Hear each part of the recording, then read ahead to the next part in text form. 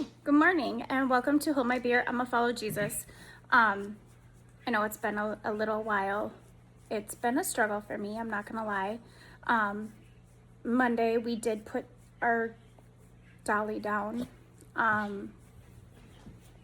It was hard. It was really hard. I know it was what's best for her, but if I see a blanket now in the spot on the couch, out of the corner of my eye where she used to lay, I'm like, oh, there's Dolly. And then it hits me that no, it's not. We did bring her home to bury her, and the other dogs got to smell her and say goodbye. So that's good. And my little Babs, she needs to go to a groomer. Don't judge. I started and it's bad. It's bad. So I got to bring her to a groomer. But anyway, Babs was really close with Dolly, and so she's been adjusting, and she's been really sad, and I wouldn't say she's fully lethargic, but she's been more reserved since Monday. So it's been a process, guys. That's not why I came on here though. So I'm reading Ruth, and I'm in chapter 3, where Naomi's telling Ruth, like, all right, well, Hottie Boaz, he's our family redeemer. That's the word I was looking for, redeemer. But he's our family redeemer, so I will tell you what to do, and as long as you follow my instructions, girly pop, it's gonna work out for you, right? So Ruth is like, yeah, tell me what to do. I'm not an Israelite. I don't know your guys' customs. I'm a Moab woman. Help a girl out, right? So Naomi tells Ruth, all right, so tonight, Hottie Boaz is going to be on the threshing floor, separating the barley, and there's like a threshing party. So after he's done eating and drinking and he lays down, I want you to go and uncover his feet from the blanket and lay down at his feet. When he sees you, or when he notices you, when he wakes up, he'll tell you what to do from there. And Ruth is like, bet, all right.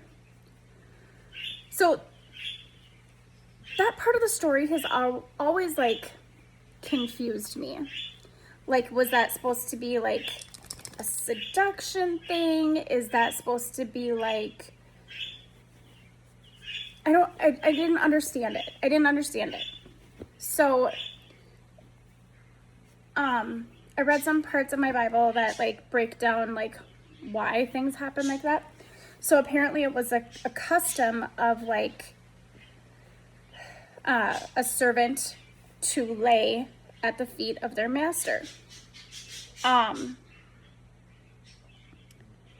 So she was showing him that she would serve him as a wife by doing this. And he's like, girl, you are a blessing in Naomi's Naomi's life. You are showing more love and devotion to your mother-in-law now than I ever realized. So he has her lay there all night, and he's like, all right, but we got to get you out before the sun is fully up, because nobody can know that there was a woman here. She's like, bet. So he then gives her barley to bring home to Naomi. And he's like, actually, there's another dude that's actually closer related to Naomi. That would be that would have the first dibs on marrying you. But I'll go talk to him. I'll go talk to him today. I'll get this figured out, and when I'm done talking to him, I have the intention of marrying you if he doesn't speak up. So she goes back to Naomi. And, okay. I'm going to be honest. Feet. Specifically, men's feet. I don't like them. I don't like them. They should be in socks. Like, men just don't take care of their feet, and they're not pretty like a lot of girl feet. I mean, I've seen some wily women's feet too. But feet kind of freak me out. Not like freak me out, but like, they're just gross. They're just gross, right? Like the yellowing male toenails and the hairy toes and dry, cracked heels, and that don't clip their toenails as often as they need to. And so if it was me, if she's like, all right, uncover his feet and lay at his feet. Isn't there another option? Can I do something else? Like anything else? Can I leave them covered? Can I add another covering over them? I mean, I'll lay at them if they're covered. Do you got socks I can bring with? Like, I'm out. I'm out. I know I'm kind of all over the place, sorry. But my point of this is like, Ruth just did it. She just did it. She's like, bet. All right, I got this. And she followed every instruction, and she loved her mother-in-law. And that, like, that's great. But like, it also makes me think, like, this is 2026. Are we listening to the advice of our older generation?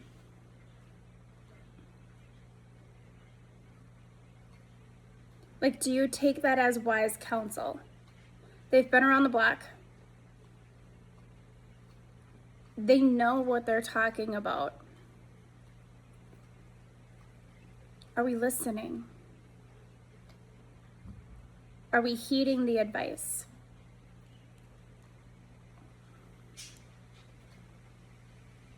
That's part of the honoring your mother and father that is in the 10 Commandments.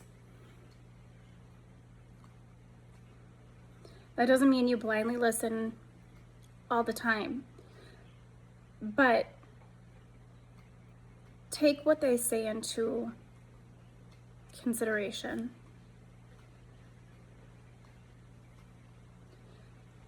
This also illustrates the importance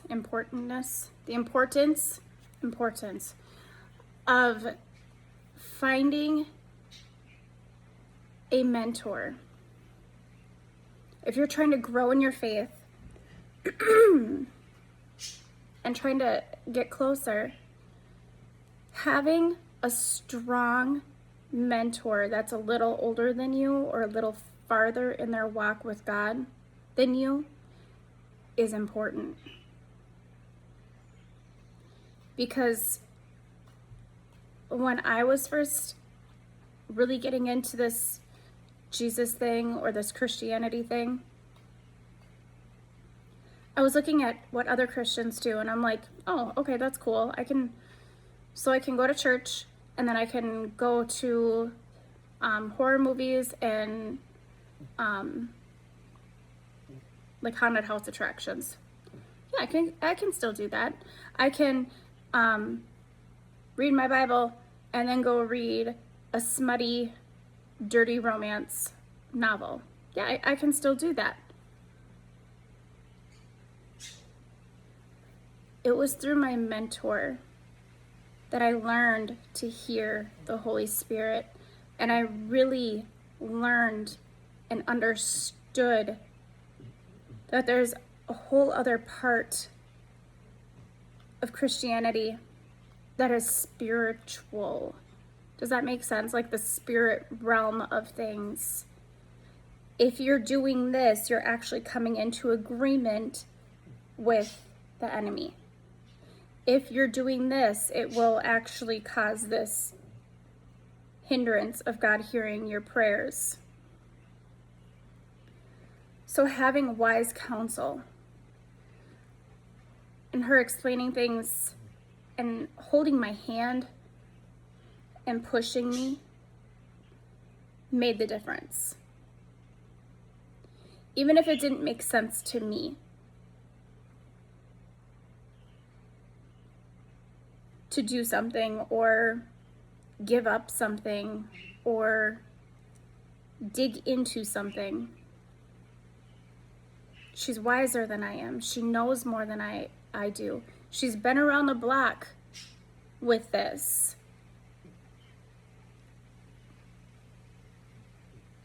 It's important to seek advice and counsel of those wiser than you, even when it doesn't make sense. Like, I do want to be at the feet of Jesus and God. Well, Jesus is God. So like, I want to be at his feet. I want to follow his footsteps. And my mentor, very much like Naomi, was like, all right, girly pop, this is what you gotta do. This is what you gotta seek the Holy Spirit for. This is what we gotta work on.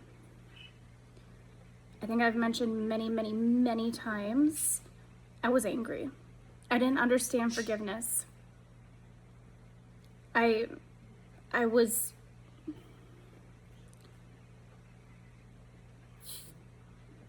not confident in who I was. I felt unlovable. I felt worthless. I felt used up.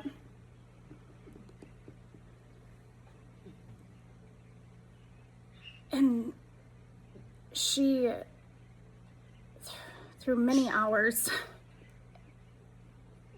of talking and guiding and praying for me when we weren't together, and taking my phone calls and answering my questions or encouraging me, she walked me through. And all that has changed. All of that has changed. I get it now. So very much like Naomi was showing me the way.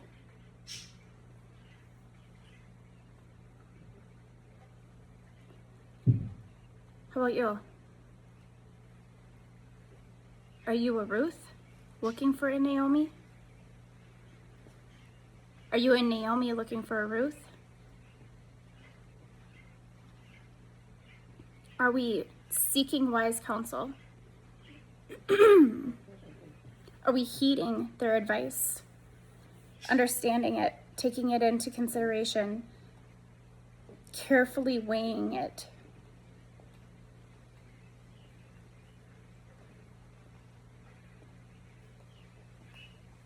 Later on in the Bible, the story of Ruth and our haughty Boaz,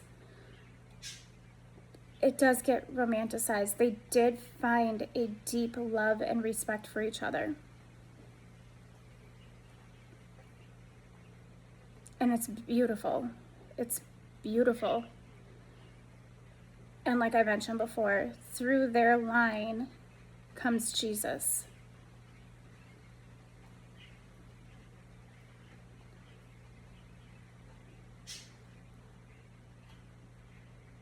We don't know the importance of our lives. We don't know the impact we're going to have. And I know I've told my mentor many times,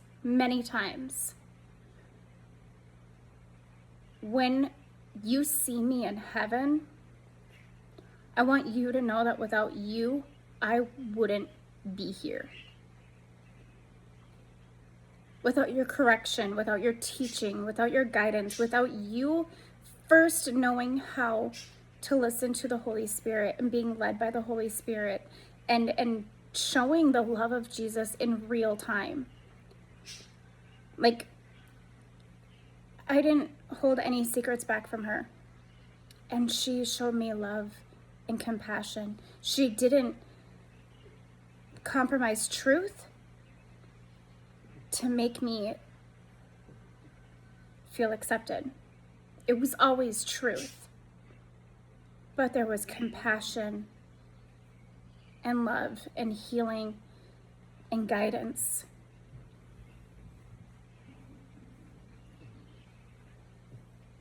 And I know I've told her, when you see me in heaven, just know if it wasn't for you, being who you are, being who God made you to be, and following the leading of Jesus and modeling the love of Jesus so well, I wouldn't be here.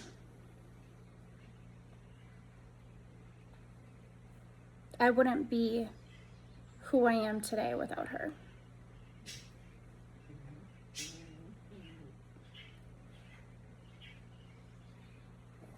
So the story of Naomi and Ruth and haughty Boaz is an illustration to us of having wise counsel, having mentorship. And it needs to be something that we seek out, actively seek out. And maybe sometimes we do ask, like, but do I have to touch his feet though? Like, do I? Like, what if I just do it this way? Is that acceptable?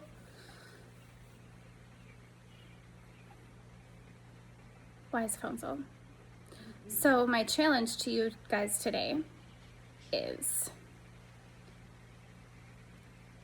if you're Ruth, seek a Naomi. If you're a Naomi, go to God and pray for a Ruth. Because here's the important part.